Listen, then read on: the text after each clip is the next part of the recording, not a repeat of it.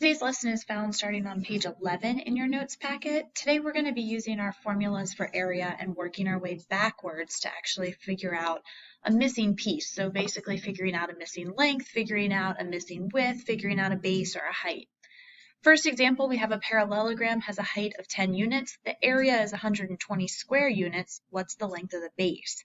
So if we're talking about a parallelogram, we go to our formula sheet and our area is base times height. We know that the height is 10 units and we know that the area is 120 square units.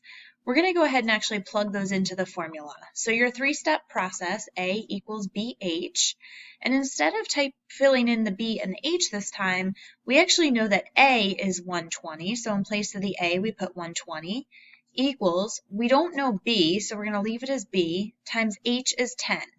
So we get B times 10. To get B by itself, solving for B, we're going to divide by 10 on both sides, and that leaves me with B equals 12.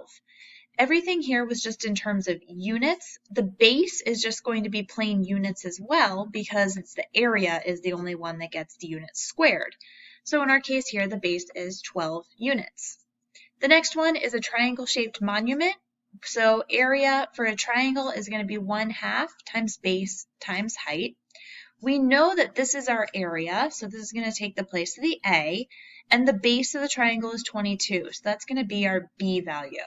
So we're going to, instead of A, put in 20,130 equal sign 1/2 times B is 22, and we're solving for the height, so we're going to leave H in there. We have to simplify over here first. 1/2 times 22 is going to be 11H.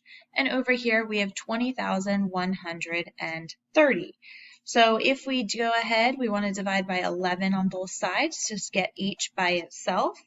20,130 divided by 11 is going to give us 1,830. And these were all, units are in feet and square feet. So our height is going to be 1,830 feet. The next one's a little bit more complicated. This one is finding the area of a circular sandbox backwards. So for a circle, we have pi r squared. So we know the area is 200.96, and we're looking to figure out the radius and then also the diameter. So our area, we're going to plug in instead of A, 200.96 equals, over here I'm going to go ahead and put in 3.14 for pi times r squared. To get the r squared by itself, I have to divide by 3.14 first. In doing 200.96 divided by 3.14, I end up getting 64 equals r squared. If you remember back from Pythagorean theorem, to try and undo the radius squared, we need to take the square root, because square roots and squaring undo each other. The square root of 64 is 8, and the square root of r squared is just r.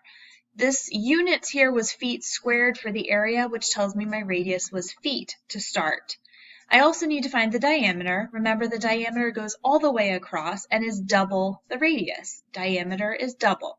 So 8 times 2 is going to be 16 feet for my diameter.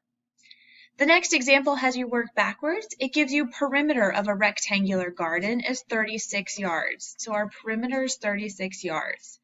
One side has a length of 12 yards, so I'm just going to go ahead and label one side 12. If it's a rectangle, that also tells me that the other side is 12 yards. To figure out these two, I'm going to take the perimeter, 36, minus 12, and that leaves me with 12 yards left. But I have to split it between these two equal sides. So 12 divided by 2, each of these sides is going to be 6 yards then. Okay, so our math that we did to show that was 36 minus the 24 that was there, left us with 12, divided by 2, and that gave us 6 for the top and bottom. Our next step is to find area. Since this is a rectangle, I first need to write my rectangle area formula. Plug in my numbers, 6 times 12, and then go ahead and multiply. I get 72 square yards. This last question we're not going to worry about. We're going to save that because we're going to do some cutout problems in a couple days here. These next few are not in your notes packet, but there's some good practice problems. So what I'm going to ask you to do here is to know this is your area, this is your length. Can you please solve for the missing width here? Area equals length times width. So we have 149.6 equals 22 times W. So to get the W by itself, we divide through by 22 on both sides. So 149.6 divided by 22 gives me 6.8 for my W, and that's going to have a label of centimeters. Same thing, take a look at this next one. This shape here is a square. Area formula for a square is area equals S squared. Our area is 81. Remember from talking about in your notes packet, to undo squares, we have to do the square root. Square root of 81 is 9, so my side is 9 feet. Two more examples for you here. So in this first one, go ahead and solve this one. This is a parallelogram. So in our parallelogram here, our formula is area equals base times height. Our area is 57. Our base is 15. Our base is 15, and we're solving for the height here. So we're going to go ahead and divide by 15 on both sides. And 57 divided by 15, my height is going to be 3.8 feet. Last one for you to work on here is this triangle. Well, there's kind of two ways that you could have realized this. It did have tick marks here, so that side would have to be 8 inches. Or you can go ahead and solve using your formula, 1/2 times base times height. 32 equals 1/2 times, and you could have called 8. I probably would have called it the height because it's over here. So b times 8.